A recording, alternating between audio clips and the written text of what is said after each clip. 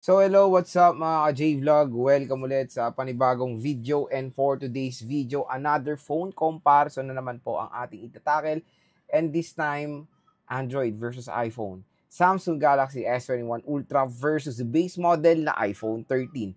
Ano kaya magandang i-purchase ngayong 2025? Tara mga ka-J-Vlog, check natin.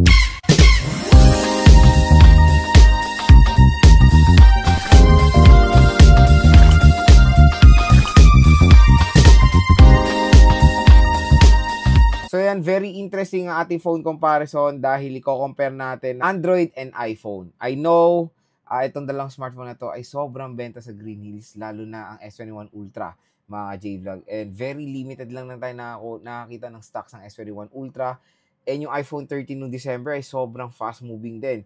Pero ngayon, syempre, sa ating trusted seller sa Green Hills, which is si Ate Mayet, is nag-restock sila ng mga iPhones na iPhone 13. So, marami silang stock ngayon ng iPhone 13. Kaya kung interested kayong bumili ng iPhone 13, syempre wala na, doon na tayo bumili sa ating trusted seller na si Ate Mayet Stall. XA07, second floor, Green Hills, San Juan City.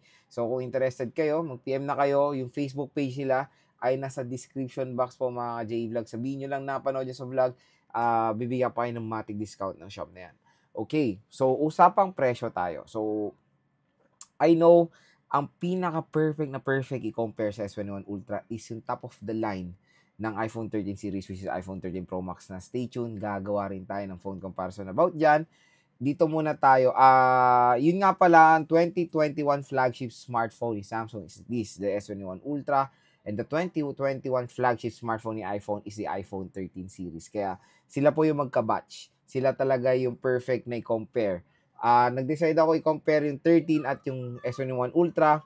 Unang reason po is yung presyo. Hindi po nagkakalayo ang base model ng iPhone 13 sa S21 Ultra.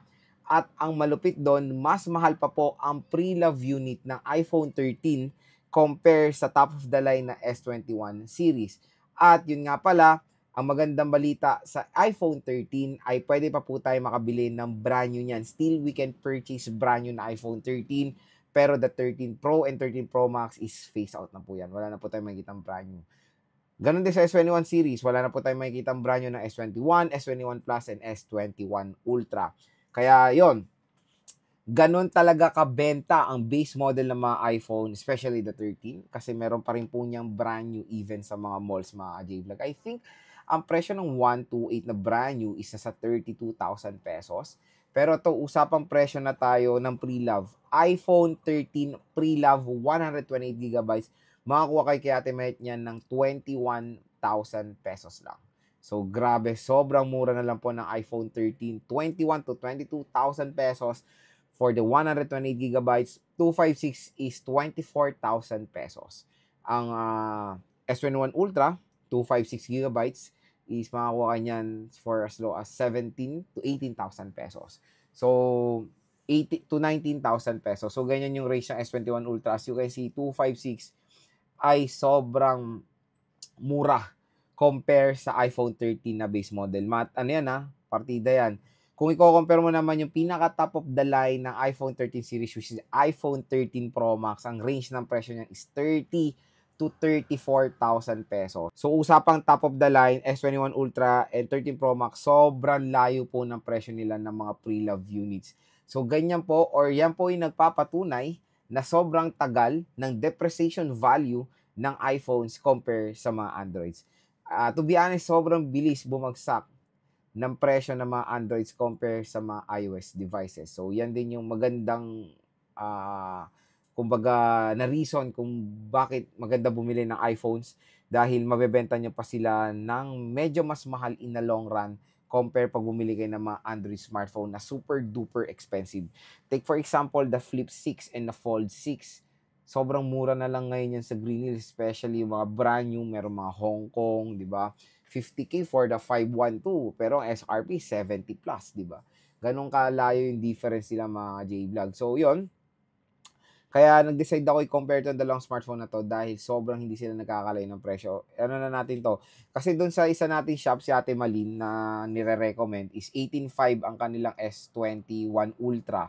So sabihin na natin 18 kasi baka may discount pa. So, 18,000 tayo sa S21 Ultra, 256. Tapos, yung pinakamura ng iPhone 13 na 128 is 21,000 pesos. So, as you can see, 3,000 pesos price difference para sa mga pinakamurang variant ng S21 Ultra at iPhone 13. Kasi yung 128 ng S21 Ultra is sobrang rare tayo makakita niyan sa Green Hills. Pero, kaya kino-compare na natin dito Matic 256 kasi ito yung karamihan na makikita nating storage sa Green Hills. Okay, so 3,000 pesos price difference. Dito sa ating video, i-explain ko sa inyo or tutulungan ko kayo mag-decide kung ano bang perfect bilhin dito sa dalawang smartphones na to. So ito yung side-by-side comparison ng S21 Ultra and the iPhone 13. So iPhone 13 is the base model, S21 Ultra is the top-of-the-line model ng S21 series. So, i-compare din natin soon yung Pro Max dito sa S21 Ultra. Pero dito muna tayo, since itong dalawang smartphone na to ay hindi po nagkakalayo ng price.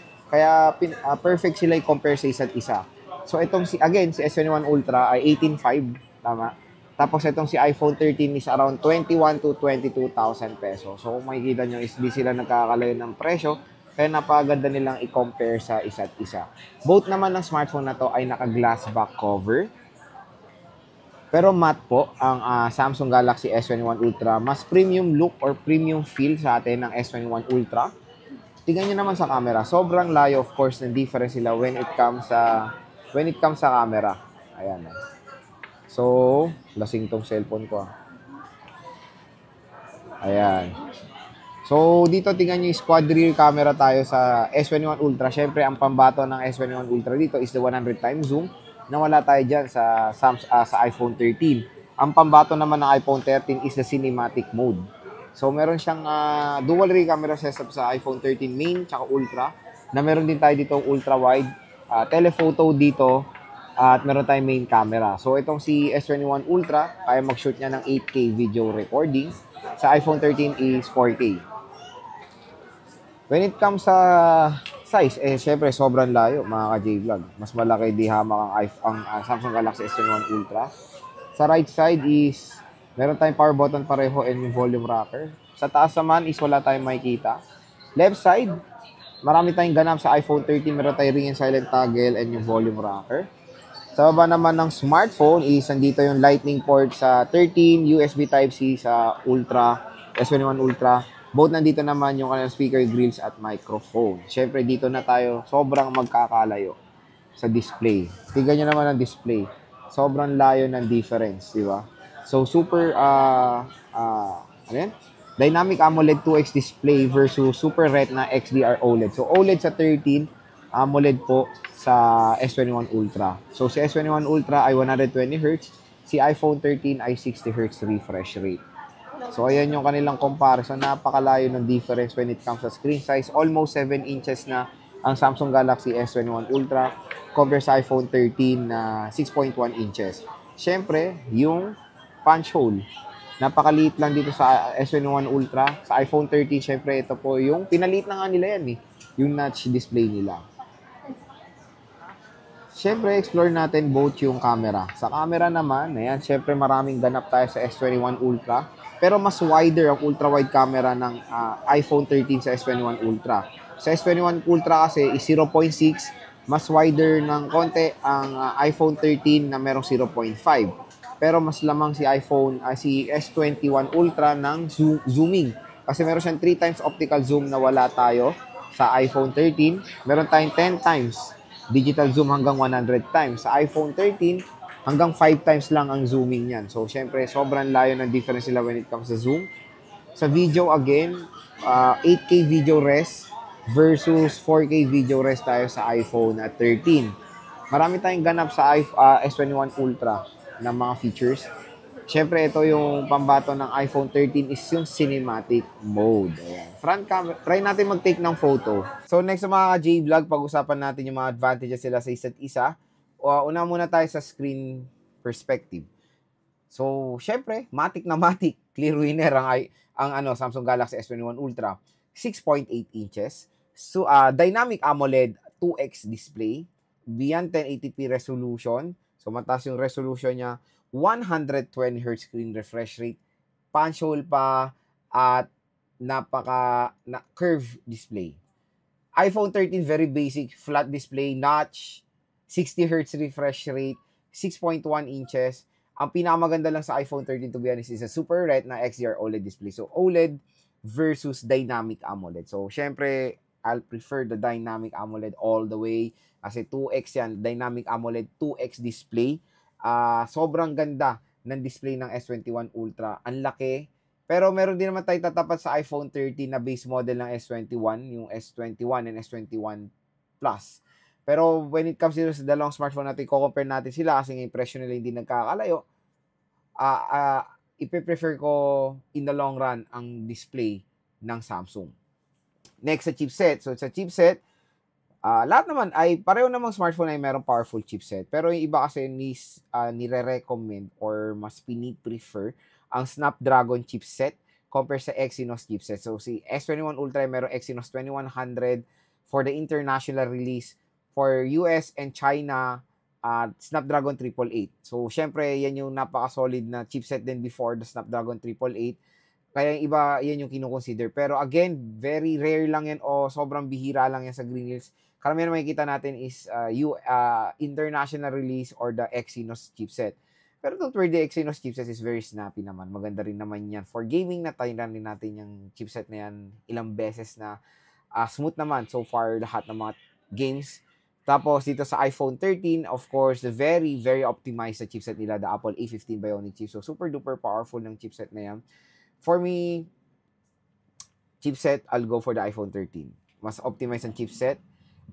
Mas okay yung mapoprovide ng iPhone 13 when it comes sa chipset. So, gustong-gusto ko yung chipset ng Apple kasi yun nga, very optimized kahit na sobrang tagal na ng smartphone. Take for example, the iPhone 11, iPhone 7, Apple A11, Apple A10 Fusion. Pero kayang-kaya pa rin mag-handle ng mga games or modern games today sa high settings. So, yun, mas gusto ko or prefer ko pa rin ang chipset ng Apple A15 Bionic chip compared dito sa Exynos 2100. Pero don't get me wrong, both smartphone is very snappy kasi pareho silang flagship smartphones. Next mga ka-J-Vlog sa camera, all the way clear winner dito ang S21 Ultra quad rear camera setup versus dual rear camera setup. Sa iPhone 13, meron tayong main camera na 12 megapixel and 12 megapixel ultra wide. Compare sa Samsung Galaxy S21 Ultra, ang daming ganap. 108 megapixel main camera, 100 times zoom, meron tayong periscope telephoto lens, telephoto lens, and ultra-wide camera. Pero, mas wider yung ultra-wide camera ng iPhone 13 dahil 0.5 siya compare sa S21 Ultra na 0.6. So, yan din isang advantage ng iPhone 13 is the 0.5, mas wider yung ultra-wide and of course, the very popular na cinematic mode. Sa S21 Ultra naman is meron tayong support sa 8K video recording compare sa iPhone 13, meron tayong support lang ng 4K video recording up to 60 FPS. Pero, let's face it, ilan lang na consumers ang gumagamit ng 8K video recording dito sa Philippines. Usually talaga is 4K or 1080p. So, yun. I think hindi naman magma-matter. Pero syempre, it's a feature or additional feature. Pero when it comes to usability, very rare lang naman ginagamit ang 8K video recording. Next, mga ka-J-Vlog sa battery, hands down. Samsung S21 Ultra, 5K mAh battery, compare sa iPhone 13 na 3,000 plus mAh battery. So, syempre, di hamang na mas mataas, mas makunat ang battery ng S21 Ultra. At ang pinakalas sa design, matte glass sa S21 Ultra, glossy glass sa iPhone 13. Pero don't worry, when it comes sa frame, pareho silang aluminum. Hindi stainless steel yung yung S21 Ultra. So both aluminum body, glossy yung aluminum ng S21 Ultra, matte sa iPhone 13. So for me, when it comes sa aesthetics talaga, all the way maganda ang design ng iPhone 13 kasi malayo pa lang malalaman nyo na, iPhone, very eye-catcher yung mga ganyang smartphone, yung iPhones, di ba? So, design and aesthetics, syempre, color variation, I'll go for the iPhone 13. So, yun lang mga J-Vlog. So far, yung mga advantages na napansin ko dito sa dalawang smartphone na to. Kasi pareho naman silang 5G rin. So, hopefully, nakatulong ito sa inyong buying decision ngayong 2025. Lalo na sobrang magkalapit na lang yung presyo ng dalawang smartphones na to. So ayan mga ka-J-Vlog, ang pinaka main question, Lods, ano ba ang magandang bilhin? S21 Ultra or iPhone 13? So to be honest nasa preference nyo yan.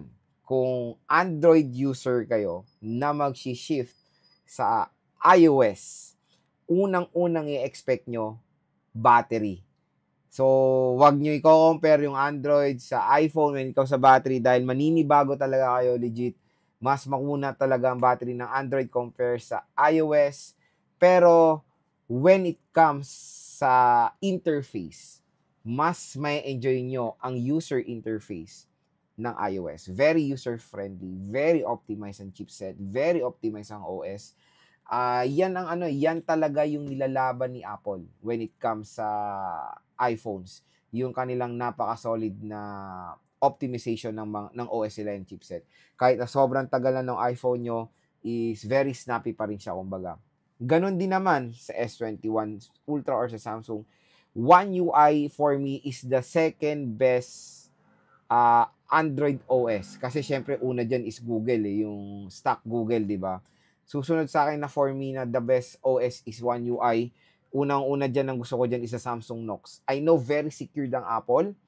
Yan ang isa nilang advantage or yan yung isa nilang nilalaban when it comes sa kanilang mga devices, Mac, iPads, iPhone is yung kanilang very secured na OS or encryption. Tapos, ganoon din naman sa Samsung. Encrypted, Samsung Knox, yan ang gustong-gusto ko. So, both etong dalawang smartphone na to ay merong the best OS na pwedeng ma-offer sa atin. Lalong-lalo na etong dalawang smartphone din na to is updated pa sa mga latest iOS, ay sa mga latest OS. There's a possibility na ma-update sa Android 15 with One UI version 7. iPhone 13, malaki ang chance na ma-update sa iOS 19. There's a possibility na ma-update sa iOS 20, iOS 21. Pero sa S21 Ultra, parang hanggang Android 15 na lang tayo. So, yon ang pinaka-the best na maganda rin sa iPhones or dito sa ating comparison sa iPhone 13, mas matagal nyo pong magagamit when it comes sa OS update ang iPhone 13. So, kung ako tatanungin, Lods, ano ba ang pipiliin mo? iPhone 13 ba or S21 Ultra? To be honest, ang hirap mamili sa dalawang smartphone na to. Kumbaga, depende na lang talaga yan sa inyong choice or preference. Phone comparison natin, clear winner dito sa ating video is the Samsung Galaxy S21 Ultra. All the way sa specs, panalong-panalo ang Samsung. Maganda ang display, maganda ang camera, makunat ang battery, and of course, yung kanyang support pa siya ng S Pen. Pwede pa siya tayo mag-support ng S Pen. So, specs-wise, syempre, S21 Ultra all the way, unang-una dyan, meron din tayong, mas affordable siya, kumbaga, 256,18,500 compare sa iPhone 13 na 128, 21,000 pesos. So, pero kung ako pipili, ngayon, bibili ako, hands down, I'll go for the iPhone 13. So, kahit na mas advanced si S21 Ultra, mas pipiliin ko pa rin ang iPhone 13. To be honest, meron ako ditong daily driver, iPhone 13 Pro, iPhone 15 Pro Max.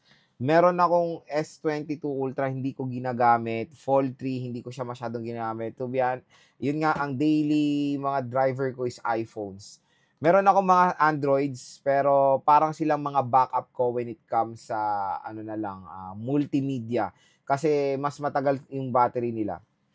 When it comes kasi for making contents, hands down, I'll go for the iPhones.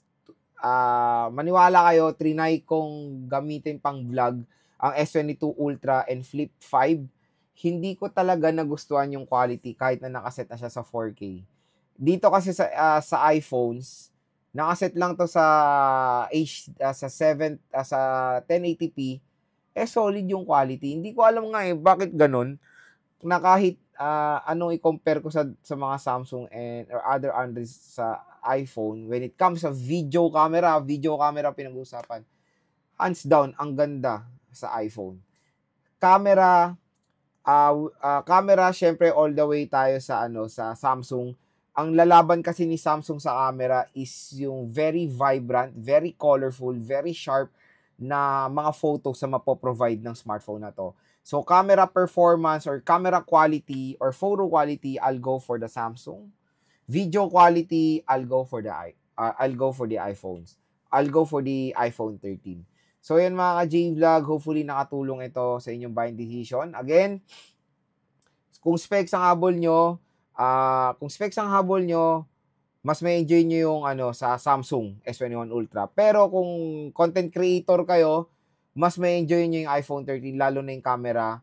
Meron to cinematic, maganda yung video quality niya, and of course, mas madali siyang gamitin, to be honest, when it comes sa camera dahil mas konti lang yung hindi magulo yung setup ng camera app ng iPhone at sobrang nako-optimize ang iOS.